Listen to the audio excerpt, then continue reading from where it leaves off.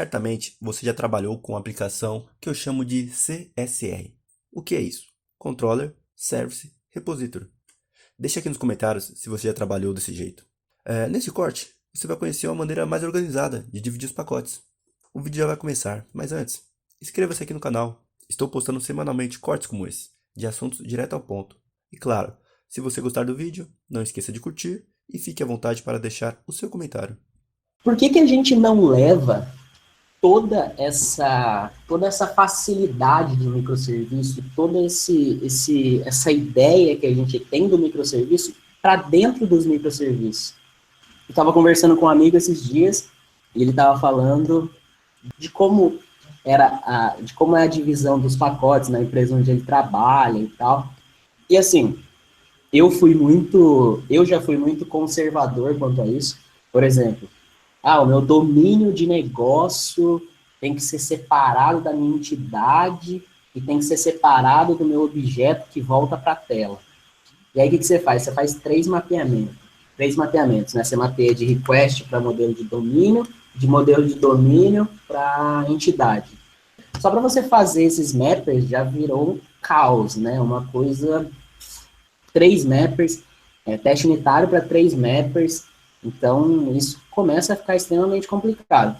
Aí vem aqueles espertões e falam, pô, beleza, vamos usar um framework, então, que faça esse mapeamento sozinho.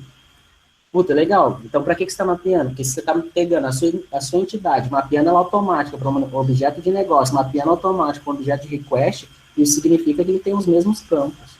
Qual é o sentido de você fazer isso? Está expondo a sua entidade do mesmo jeito. Isso é uma das coisas que eu acho que o pessoal está começando a mudar um pouco e criar um outro mindset. Não faz mais sentido você ter sistemas orientados à tabela da base de dados. Então, chega de criar uma tela pensando em como as coisas estão no banco de dados. Por que não pensar em um banco de dados atender melhor o seu negócio? Esse é o conceito, né?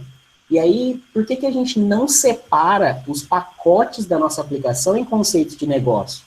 Aquela seguinte frase, né, que todo desenvolvedor já ouviu falar algum dia, não, você tem que deixar, você não pode estar acoplado ao seu banco de dados, porque um dia, se você quiser mudar o banco de dados, você vai mudar sem sofrimento.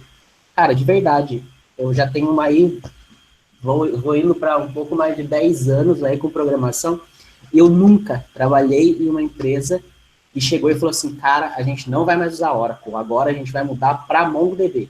Cara, isso não aconteceu. Pega esse mesmo código que está aqui e migra isso para MongoDB. Cara, isso não existe. Isso nunca aconteceu. E se isso acontecer, não adianta você achar que você vai conseguir mudar e tudo vai funcionar e vai ficar tudo perfeito. Não vai. Isso é ilusório. Então, cara, se você tem um microserviço, precisa mudar de banco, cara, às vezes é mais fácil reescrever o microserviço ou reescrever toda a parte de repositório. Aí eu vejo gente falando assim, que, vamos usar um gateway no serviço que utiliza o repositório, e se a gente mudar o repositório, o serviço está usando só a interface que é o gateway. Beleza, cara. Legal pra caramba.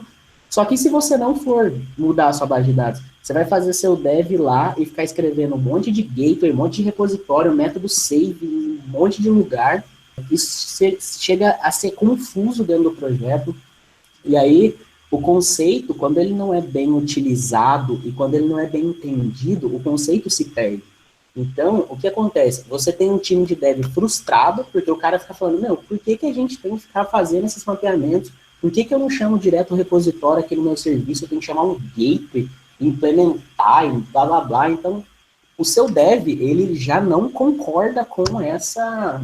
De verdade, se o seu dev não concordar com o conceito que você está usando, é um problema maior do que você expor a sua entidade no seu REST, ou você ter que trocar a sua base de dados. Cara, você não consegue engajar um time quando ele... Eu mesmo já tive várias pessoas me perguntando, cara, por que a gente cria interface para todos os serviços? E eu não sabia responder por que a gente fazia isso, porque virou uma coisa tão natural a gente... putz, tem que criar interface, tenho que... Cara, por que você tem que fazer isso? Por que você tem que ter interface para tudo? Por que tudo? Por que tudo tem que ser público, né? Hoje, como que a gente divide os pacotes da aplicação, né? Isso é um exemplo bem simples, assim. Então, você tem um pacote com xyz.api, com xyz.service e com xyz.repository. A maioria a maioria não, em todos os lugares que eu já trabalhei até hoje, tirando a Monk, as empresas usam seus pacotes dessa maneira. E aí eu pergunto, por que você usa o pacote dessa maneira? Porque era assim, né? Sempre foi assim, todo mundo fala que é assim e beleza. E aí como é que ficou, né? O seu service, ele é responsável pelo seu business. A sua camada de API ou a sua camada web nunca vai poder usar diretamente o seu repositório e coisas desse tipo. Beleza, legal, isso faz sentido, mas até que ponto isso faz sentido? Porque, vamos lá, se a sua regra de negócio, o seu método save, por exemplo, o seu método save tem N regras de negócio. Se esse método save, se o seu repositório é público, esse método save está no seu serviço. Esse método save no seu serviço tem N regras de negócio. Se o seu repositório também é público, o que impede uma pessoa de injetar direto o seu repositório e chamar o save do seu repositório e não aplicar nenhuma das suas regras de negócio para salvar para salvar essa entidade? Então, assim, quando você divide seus pacotes dessa maneira, tudo tem que ser público. Então, tudo pode ser acessado de todo lugar. Você não consegue deixar um ponto único de entrada para aquele seu contexto de negócio. Nesse slide, eu estou mostrando um exemplo de como a gente divide as coisas na Monkey. Então, eu tenho aí seria monkey.buyer, com monkey.purchase, com monkey.cart. A gente não tem o cart, eu só coloquei aí porque, sei lá. Mas o meu buyer, ele é um contexto de negócio para mim. Do mesmo jeito, eu tenho um microserviço que chama buyer. Dentro do meu microserviço de buyer, está todo o meu contexto de negócio do meu buyer. Dentro do meu microserviço buyer, do pacote buyer, ele sabe salvar um buyer, buscar um buyer, deletar um buyer. Dentro do meu microserviço buyer, no pacote purchase, ele sabe gerar um purchase, buscar purchase, ele faz todas as ações de purchase. E o cart eu não vou falar porque eu só coloquei por exemplo. E aí o que acontece? Se eu precisar salvar um buyer da minha aplicação, o meu único ponto de entrada é a minha interface de serviço. Por quê? Porque tudo é package scope. Nada mais é público além da minha interface de serviço. Então, meu método save, que vai ser chamado para salvar um buyer de qualquer lugar da minha aplicação, que não seja de dentro do pacote do buyer, o método save que vai ser chamado é o método do meu serviço e não mais do meu repositório, porque o meu repositório não é público para a galera acessar. Eu vou mostrar aqui uma aplicação de exemplo que eu fiz bem simplesinho, só para deixar claro a ideia que eu quero passar. Tá. Bom, eu criei um pacote aqui, BR-com, e criei um buyer. Aí dentro desse buyer eu criei uma classe buyer REST service, e aí vocês podem ver que ela é o modificador de acesso dela é default. Perdão pelo vacilo aqui. E aqui. Deve ser default também. Então, essa classe simplesmente chama o meu serviço.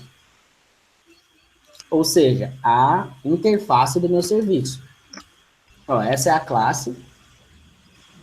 O que essa classe faz é só chamar o meu serviço. Então, essa minha classe, o que ela faz? Ela só chama o meu serviço. E essa classe, ela está dentro de BR com buyer web, porque eu gosto de separar o que é web do que é serviço, né? Do que é regra de negócio, do que é repository. Porque, assim, aqui, nesse exemplo não tem, mas, por exemplo, Quando eu preciso colocar link hypermedia, coisas desse tipo, eu acho que fica muita classe daí dentro do meu pacote de service. A minha interface, ela é pública, então ela é a única classe pública dentro desse package de buyer.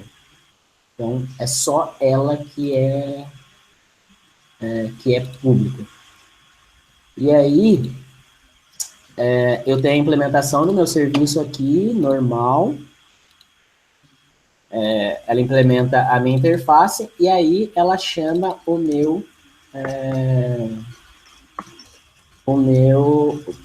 ela chama o meu repositório.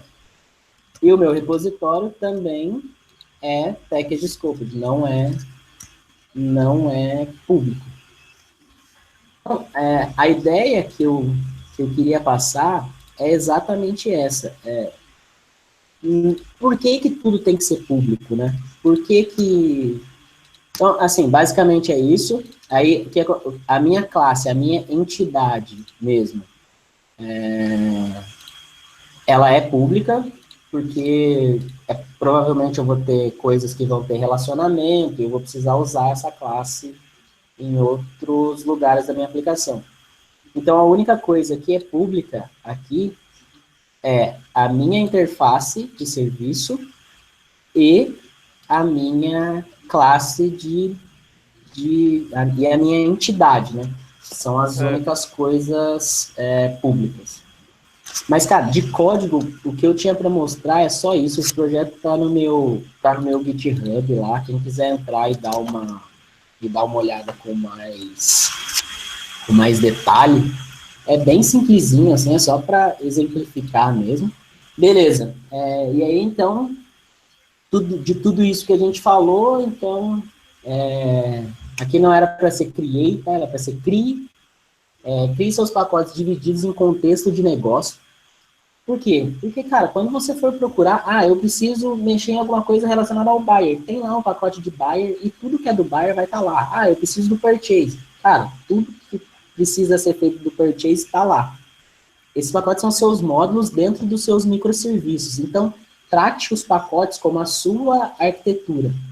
O public é apenas para suas interfaces e para suas classes de data, né? Para suas classes de data, eu sei lá, eu uso BTO aqui, eu uso porque eu não quero expor a minha entidade, ou porque, claro, gente, que na Monk ou em qualquer outro projeto, você tem a necessidade, às vezes, de expor dados totalmente diferentes do que é a sua entidade. Eu não estou falando que você nunca vai usar um DTO, um VO, ou qualquer coisa assim. Claro que você vai usar, mas use aonde for necessário, mapeie o que for necessário, e não tipo, tudo é regra. A exceção nunca pode ser uma regra, né? Para um caso eu precisei usar um VO, então eu vou usar para tudo agora, não vou mais expor a minha entidade. Eu sei que para quem me conhece, né, que já trabalhou comigo e tá vendo aí, acho que vai achar que eu tô ficando maluco, porque há um tempo atrás eu falaria que, mano, que cara louco falando essas coisas, mas depois que você começa a usar, faz sentido. Remova o public das suas IDEs, dos seus templates. Fazendo desse jeito, você consegue testar mais fácil, você vai testar os seus